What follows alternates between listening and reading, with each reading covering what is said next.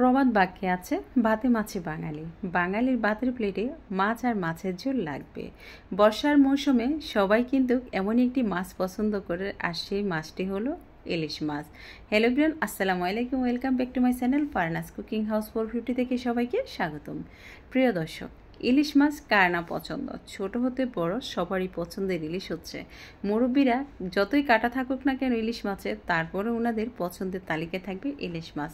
আব্বা যখন বাজারে গিয়েছে, সাথে নিয়ে আসছে ইলিশ মাছ আর নিয়ে আসছে চাল কুমড়া।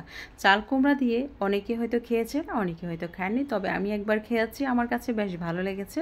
আব্বা নিয়ে আসছে, তাই আজকে আব্বার জন্য আমি রান্না করব। এখন এটাকে ভালো করে আমি কুটে ধুয়ে নিয়েছি, তারপর একটু লবণ হলুদ দিয়ে এটাকে হালকা একটু ভাপিয়ে নেব। এদিকে ইলিশ মাছগুলোকে আমি একটু লবণ আর একটু হলুদ, একটু সামান্য মরিচের গুঁড়ো আর 1 টেবিল চামচ সরিষার তেল দিয়ে আমি এটাকে ভালো করে মশলাগুলোকে মেখে 10 মিনিটের জন্য রেস্টে রেখে দেবো। প্রিয় দর্শক, ভিডিওটিকে কোথা থেকে দেখেছেন অবশ্যই মন্তব্য করে জানিয়ে দিবেন। যারা আমার চ্যানেলটিকে সাবস্ক্রাইব করেছেন তাদেরকে অসংখ্য ধন্যবাদ। যারা এখনও করেনি, প্লিজ আমার চ্যানেলটিকে সাবস্ক্রাইব করে পাশে থাকা বেল বাটনটি ক্লিক করে দিবেন, যাতে পরবর্তী যে কোনো রেসিপি আপনাদের নোটিফিকেশানে পৌঁছে যায়। আর ফেসবুক পেজ থেকে যারা দেখেছেন তাদেরকে অসংখ্য ধন্যবাদ। যারা এখন আমার ফেসবুক পেজটাকে ফলো করেনি, প্লিজ আমার ফেসবুক পেজটাকে ফলো করে দিবেন, ডিসক্রিপশন বক্সে লিঙ্কটা দিয়ে দেবো। এখন আমি ইলিশ মাছগুলোকে একটু হালকা ফ্রাই করে নেব। তো আমরা অনেক সময় যখন আব্বা বাজার থেকে নিয়ে আসছে রাতে, তো রাতের বেলা আর রান্না করা হয়নি। তো এখন আমি এটা পরের দিন রান্না করব, যাতে ফ্রিজে ছিল। সেক্ষেত্রে হচ্ছে যে আমি একটু এইভাবে একটু উল্টে পাল্টে একটু হালকা ফ্রাই করে নেব। আমি সরাসরি বাজার থেকে নিয়ে আসি সাথে সাথে রান্না করলে, তখন কিন্তু একদম ফ্রেশ ইলিশ মাছগুলো আমি ভাজা করি না। তবে আমার কাছ থেকে ইলিশ মাছটা যদিও আনে থাকে, তেমন মনে হচ্ছে যে এটা এক জ্বর মাছ না, হয়তো বা রাতে ধরেছে, এরকমই কিছু হতে পারে, পরের দিন রাতে আবার নিয়ে আসছে।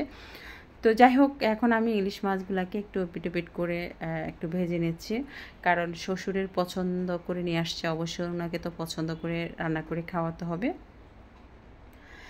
এখন আমি ইলিশ মাছগুলোকে ভালো করে কেটে নিয়ে এখন এগুলাকে ভেজে নিচ্ছি। এখানে 2টি ইলিশ মাছ। তো এখন ওই তেলে, ইলিশ মাছ ভাজা তেলে এখন আমি দিয়ে দিলাম এখানে 1 কাপ পেঁয়াজ কুচি দিয়ে দিলাম। পেঁয়াজটাকে একটু নরম হওয়া পর্যন্ত অপেক্ষা করব। তো আমাদের বাসায় কিন্তু হঠাৎ করে গ্যাস চলে গিয়েছে, সেক্ষেত্রে হচ্ছে যে আমি আপনার ইলেকট্রিক চুলায় রান্না করতেছি। তো কিছু কাঁচামরিচ দিয়ে দিলাম। এখন 1/2 চা চামচ হলুদ গুঁড়ো, 1/2 চা চামচ জিরে গুঁড়ো, 1/2 চা চামচ ধনে গুঁড়ো, স্বাদ মতো লবণ দিয়ে দিলাম আমি। দিয়ে এখন মশলাগুলোকে একসাথে ভালো করে কষিয়ে নিচ্ছি। মশলা কষানোর উপর নির্ভর করবে আপনার রান্নার স্বাদটা। আপনি মশলাটা যত ভালো করে কষিয়ে নেবেন, ততটাই কিন্তু আপনার রান্নার স্বাদটা হবে। তো প্রিয় দর্শক, এখন আমি মশলাটা কষাচ্ছি। তো আমি এখানে আমরা ছোটোবেলা থেকে দেখে এসেছি, মা ইলিশ মাছ দিয়ে নানা সবজি দিয়ে তৈরি করে খাওয়াতো। আমরা ইলিশ মাছ তো সর্ষে দিয়ে খেয়েছি, বা বিভিন্নভাবে আমরা ইলিশ মাছ খেতে। ইলিশ মাছ এমন একটি মাছ যেটা সবারই পছন্দের মাছ। এই মাছের ঝোল দিয়েও কিন্তু খাওয়া যায়। কিন্তু এই যে আপনার চাল কুমড়াটা দিয়ে রান্না করলাম, এতটাই টেস্টি হচ্ছে, একদম কচি চাল কুমড়া দেখতে পাচ্ছেন। আমি একটু ভাপিয়ে নিয়েছি, এই একটা চাল কুমড়া একটুকু হয়েছে।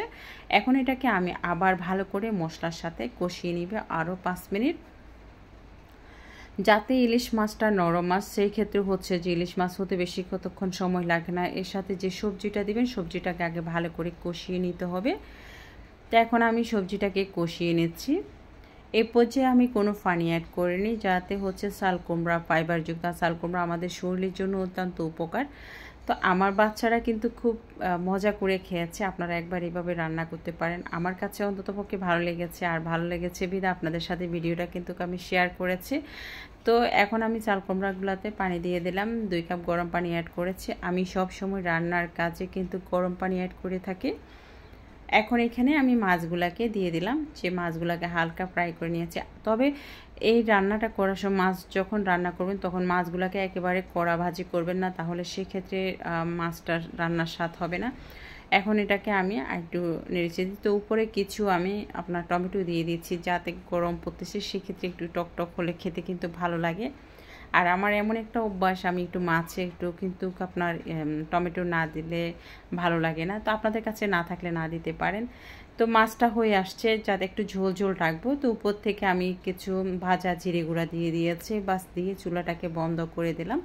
দেখতে পাচ্ছেন এরকম মাখা মাখা ঝোল দিয়ে আমি এই চাল কুমড়া দিয়ে ইলিশ মাছটা রান্না করছি। প্রিয় দর্শক, ভিডিওটি যদি ভালো লেগে থাকে আপনাদের পরিবার পরিজনদের সাথে শেয়ার করবেন, ফ্যামিলি ফ্রেন্ড সার্কেলদের সাথে শেয়ার করুন আর আমার সাথে থাকবেন। ধন্যবাদ সবাইকে। আসসালামু আলাইকুম।